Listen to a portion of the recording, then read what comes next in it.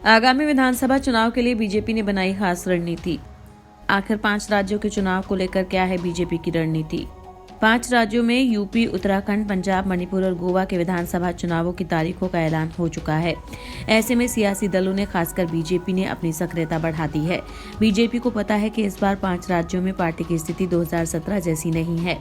ऐसे में बीजेपी चारों राज्यों की सत्ता पर फिर से काबिज होने और पंजाब में सत्ता की चाबी अपने हाथ में रखने के लिए साम दाम दंड भेद की रणनीति पर काम कर रही है।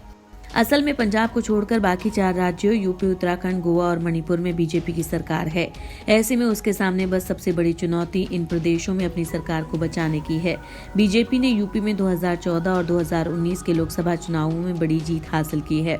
2017 के चुनाव में प्रचंड बहुमत के साथ यूपी में अपनी सरकार बनाई थी। सूत्रों की माने तो बीजेपी यूपी में मंडल, कमंडल और गरीब कल्याण की 3 सूत्रीय रणनीति बनाकर काम कर रही है। मंडल से मतलब गैर यादव ओबीसी जातियों को बीजेपी के साथ जोड़ना, कमंडल से उसका मतलब हिंदुत्व की राजनीति है, तो गरीब कल्याण के एजेंडे में केंद्र और राज्य सरकार की योजनाओं का लाभ गरीबों और किसानों को पहुंचाने में फिट बैठती है। इसी तरह उत्तराखंड में जहां कोई भी पार्टी सरकार लगातार 2 बार सत्ता पर काबिज नहीं हुई है, ऐसे में बीजेपी के लिए राहें आसान नहीं हैं। सूत्रों की माने तो पार्टी पीएम मोदी के चेहरे पर चुनाव लड़ रही है।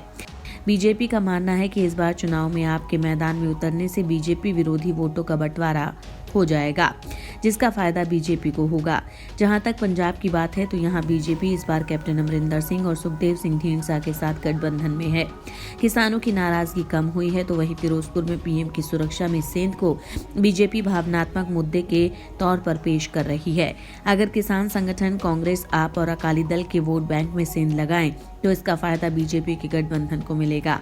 वहीं मणिपुर में अपने सहयोगियों के बूते पर सत्ता वापसी की रणनीति पर काम कर रही है। इसके लिए दूसरे दलों को बीजेपी में शामिल करने से परहेज नहीं कर रही। इसी तरह गोवा में वो तीसरी बार सत्ता में आने की कोशिश कर रही है। यहाँ भी मोदी के चेहरे पर ही चुनाव लड़ रही है भारतीय जनता पार्टी। हालांकि बीजेपी अपनी रणनीति में कितने कामयाब होती है ये तो देखना दिलचस्प होगा। इंडिया न्यूज वायरल की रिपोर्ट।